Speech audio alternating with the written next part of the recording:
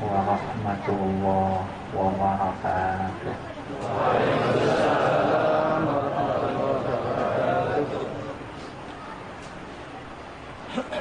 Bismillahirrahmanirrahim. Alhamdulillahirabbil alamin. Wa bihi nasta'inu ala umurid dunya waddin. Wassalatu wassalamu ala asyrafil anbiya'i wal mursalin Sayyidina Muhammadin wa alihi wa sahbihi ajma'in. Wa la hawla wa la quwwata illa billahil aliyyil azim.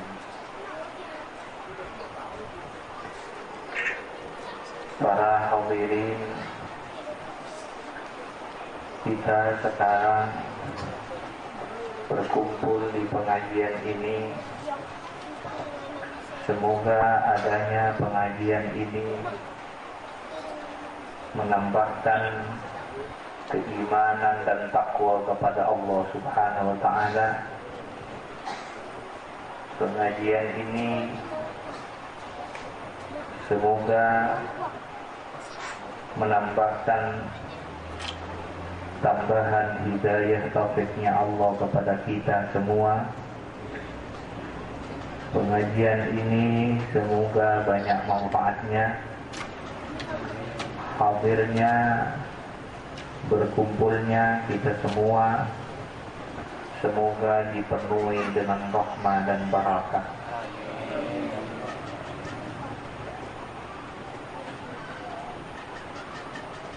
Para hadirin, ada salah seorang dari pewarisnya Kanjeng Nabi Muhammad, salah seorang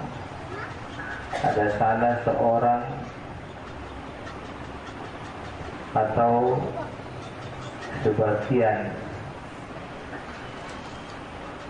dari pewarisnya Kanjeng Nabi Muhammad. Dia memberi pesan, dia menyampaikan pesan.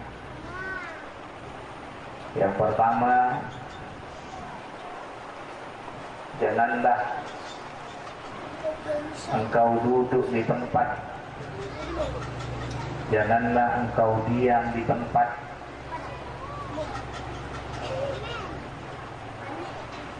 Janganlah engkau duduk di tempat, janganlah engkau diam di tempat, kecuali yang aman dari murkanya Allah, kecuali yang aman dari murkanya Allah, dari laknatnya Allah.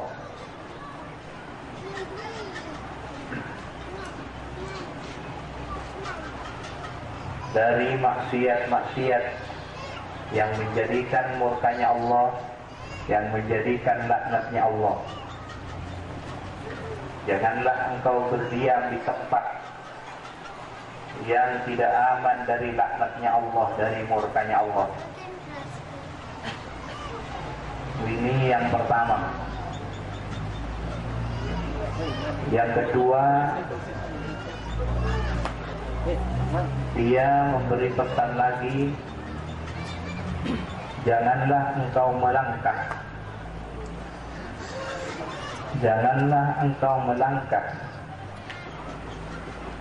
kecuali untuk ridhonya Allah Subhanahu wa ta'ala. Janganlah engkau melangkah, baik kaki atau tingkah laku, baik kaki atau perbuatan tingkah laku.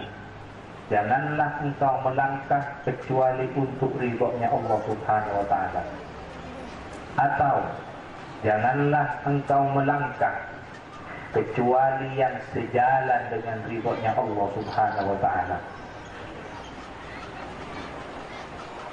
Ini pesan yang kedua. Yang ketiga, beliau memberi pesan lagi, janganlah engkau berteman, janganlah engkau berteman dengan orang yang tidak mendorong kamu, yang tidak bisa mendorong kamu, yang tidak bisa menemani kamu, atau yang tidak bisa menarik kamu.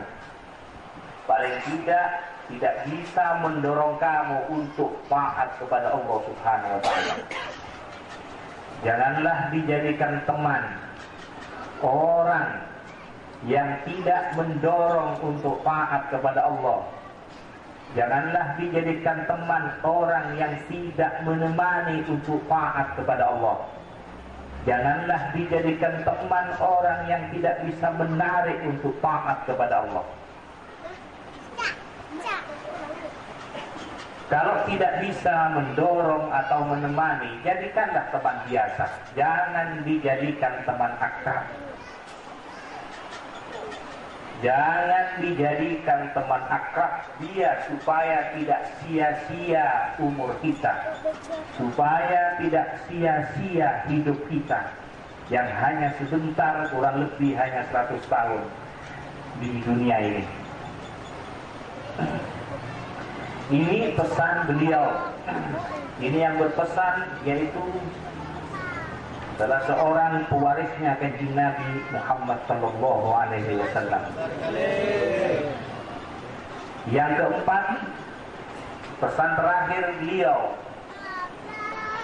janganlah engkau berteman akrab, berteman khusus, berteman istimewa, kecuali dengan orang yang menambahkan kemantapan bertuhan kepada Allah, yang menambahkan keyakinan, yang menambahkan keyakinan, kemantapan, kedekatan dengan Allah Subhanahu wa Ta'ala. Cek sampai nomor 4, cek sampai benar akan cak istimewa, khusus istimewa, kecuali dekat orang sebisa apa mengibadlah, yang bisa mendorong kamu, yang bisa menemani kamu, yang bisa menarik kamu untuk tambah dekat kepada Allah, untuk tambah mantap dekat Allah Subhanahu wa Ta'ala.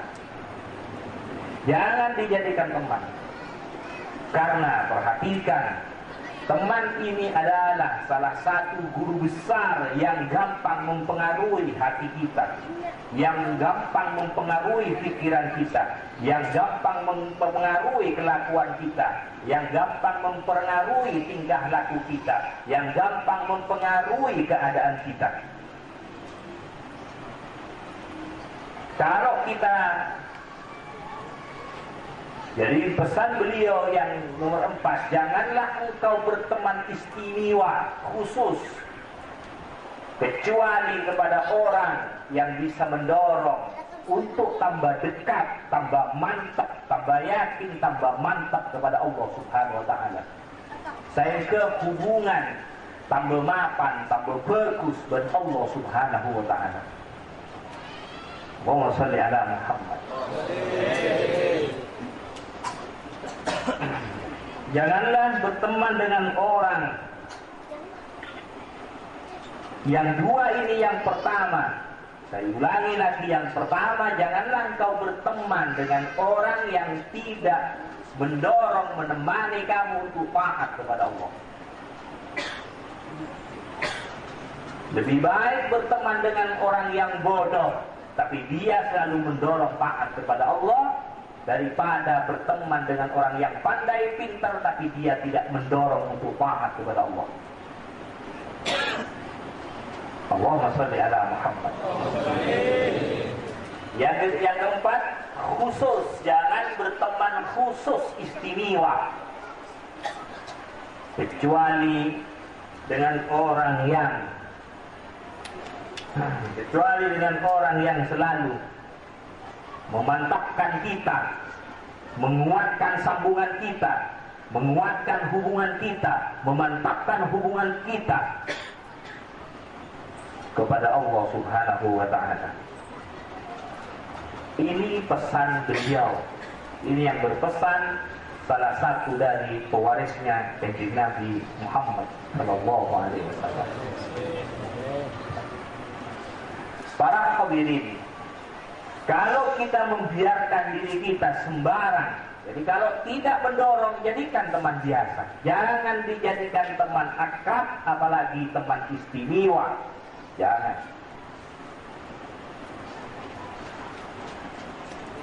Para sahabatnya Kanjeng Nabi Muhammad sallallahu alaihi wasallam,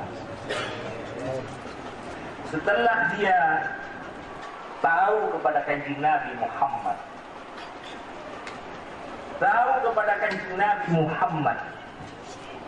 dia terus tidak lepas dengan Kanjeng Nabi Muhammad. Dia tidak lepas dengan Kanjeng Nabi Muhammad sallallahu alaihi wasallam. Di suatu waktu Kanjeng Nabi ada di Hudaybiyah. Ada seorang kufar minal kufar, salah seorang orang kafir namanya Urwah bin Mas'ud. Ketika Kanjeng Nabi Muhammad berada di Hudaybiyah, orang kafir ini selalu memperhatikan keadaannya Kanjeng Nabi dengan sahabatnya. Dia memperhatikan bagaimana Muhammad ini, bagaimana hubungan Muhammad dengan sahabatnya, bagaimana sahabatnya ini dengan Muhammad. Ini orang kafir, Urwah bin Mas'ud. Dia selalu memperhatikan. Waktu itu para sahabat kira-kira ada 1.400 sahabat, kurang lebih.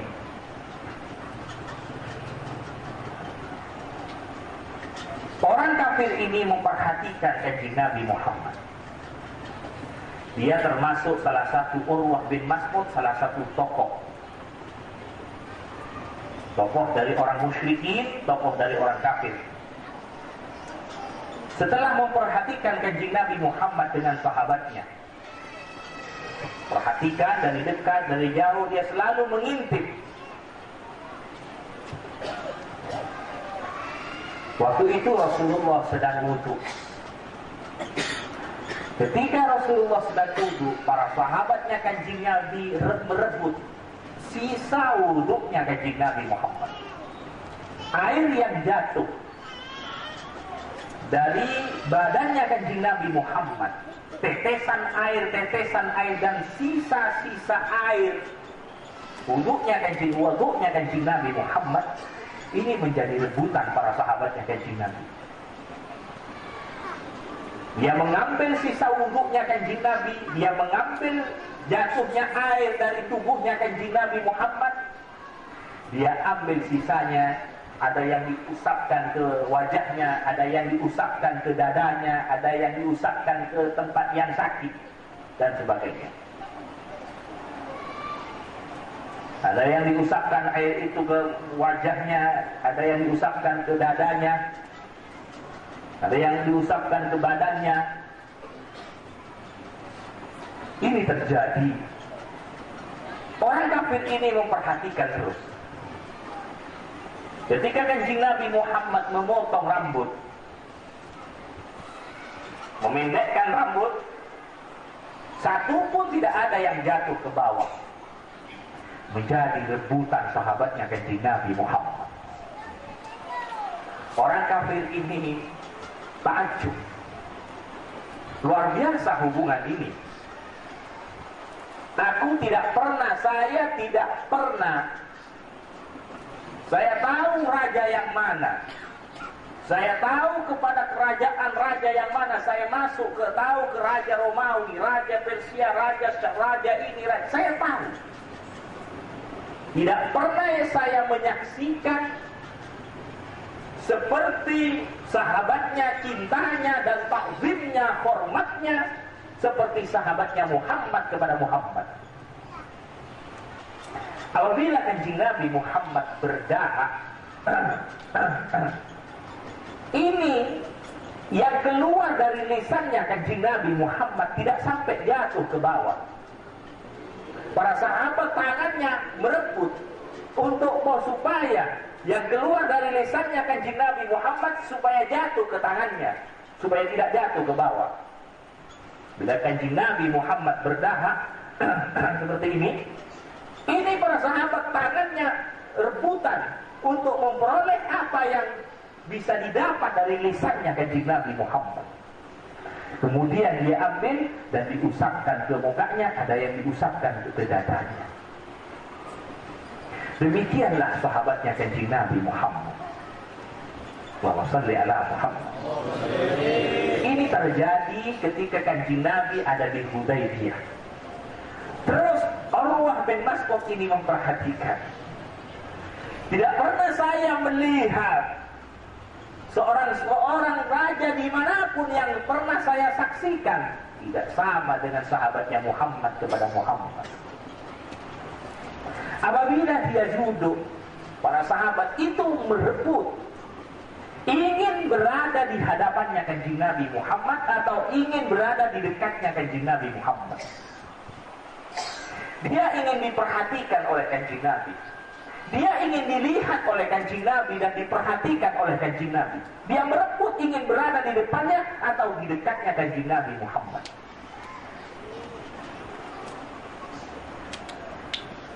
Para hadirin tahu ke korek terus.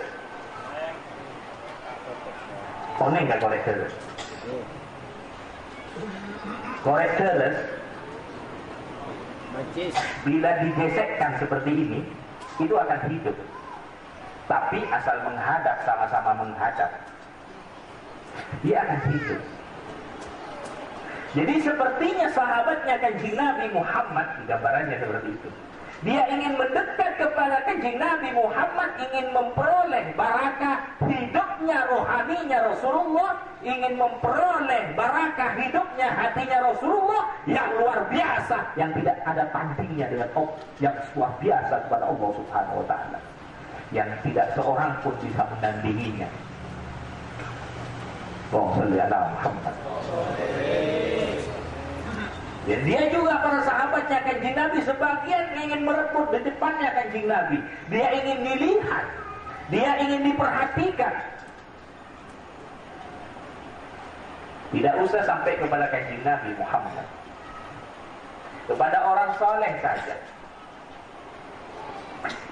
Inna lillahi rijalan man nadhara ilaihim sa'ida sa'adatan la yashqa ba'daha abadan. Sesungguhnya Allah mempunyai orang-orang, mempunyai rijal. Sebagian riwayat inna lillahi ibadan. Allah Subhanahu mempunyai hamba di bumi ini. Man nadhara ilaihi, barang siapa yang memperhatikan, barang siapa yang memperhatikan kepada hamba-hamba Allah itu, rijal Allah, barang siapa yang memperhatikan orang saleh, hamba Allah itu, sa'adatan akan memperoleh kebahagiaan yang tidak akan celaka selama-lamanya. Allahumma shalli ala Muhammad. Karena di dalam ada nur, karena aulianya Allah, walinya Allah, dia mempunyai hubungan yang selalu bagus dan luar biasa dengan Allah Subhanahu wa Ta'ala. Selain tidak lepas-lepas hatinya, dia mempunyai hubungan yang luar biasa. Maka dari itu, orang yang memperhatikan, apalagi diperhatikan, dia tidak mungkin memperhatikan seorang pun kecuali karena Allah Subhanahu wa Ta'ala. Tidak mungkin aulia memperhatikan seorang. Tidak mungkin para aulia itu memperhatikan orang, memperhatikan manusia kecuali dia karena Allah. Mengapa demikian? Karena hatinya sudah penuh dengan sambungan kepada Allah Subhanahu wa taala. Maka dari itu, ini aulianya Allah, walinya bagaimana kanjeng Nabi Muhammad sallallahu alaihi wasallam. Allahumma shalli ala Muhammad. Allahumma shalli ala sayyidina wa lana Muhammad. Karena ada nur. Bila diperhatikan karena hatinya para salihin, aulianya Allah, lamanya Allah, pewarisnya Rasulullah sallallahu alaihi wasallam. Ini yang asli. Allahumma shalli ala Muhammad. Dia tidak lepas. Kalau kita misalnya lillahi ta'ala misalnya. Kita misalnya datang ke pengajian, hadir lillahi ta'ala, kita sama-sama lillahi ta'ala. Lillahi ta'alanya sama, tapi jelas pos nilainya tidak sama. Walaupun egasnya sama, tapi pos nilainya tidak akan sama. Lillahi ta'alanya sama, walaupun egasnya sama, tapi pos nilainya tidak sama. Ada pos nilai 1, 2, 3, 4.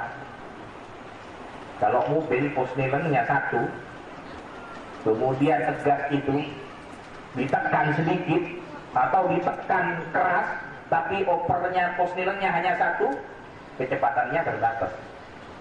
Lain dengan pos nilai yang sampai 5. Tegas, diinjak sedikit saja buat cepatnya luar biasa.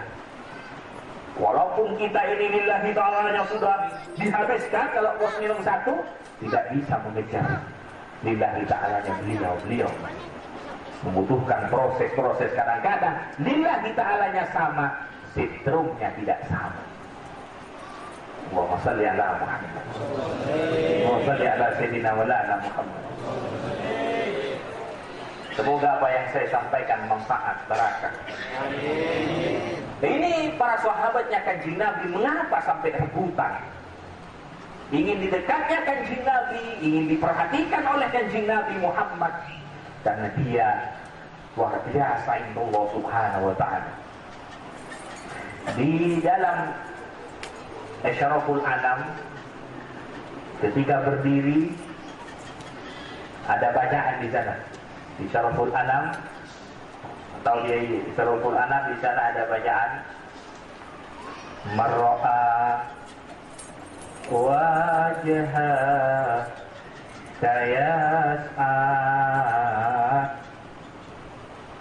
ya karimal walidaini mar'a wajha kayas'a. Barang siapa yang melihat wajahmu, pasti dia akan beruntung, pasti dia akan senang, pasti dia akan gembira. Orang yang melihat wajahnya kanjeng Nabi Muhammad. Orang bermimpi kanjeng Nabi saja. Orang kalau bermimpi kanjeng Nabi Muhammad, ini dalam mimpi saja. Ini di dunia, di akhirat lain lagi nanti manfaatnya. Di akhirat lain lagi nanti manfaatnya. Di dunia saja, bila orang mimpi kanjeng Nabi Muhammad, kira-kira 100 hari dia selalu merasa senang hatinya. Selalu dia merasa terentang hatinya. Ada yang berkata 80 hari. Allahumma shalli ala Muhammad. Yang biasa 100 hari, dia selalu tidak ada ruwet selama 80 hari. Tak ada ruwet, tak ada sompak, tak ada. Allahumma shalli ala Muhammad. Ini didalami bagaimana seperti sahabatnya kanjeng Nabi Muhammad. Karena dia melihat kanjeng Nabi Muhammad dengan mahabbah. Dia melihat kanjeng Nabi Muhammad karena cinta. Cinta kepada kanjeng Nabi, cinta karena Allah Subhanahu wa taala.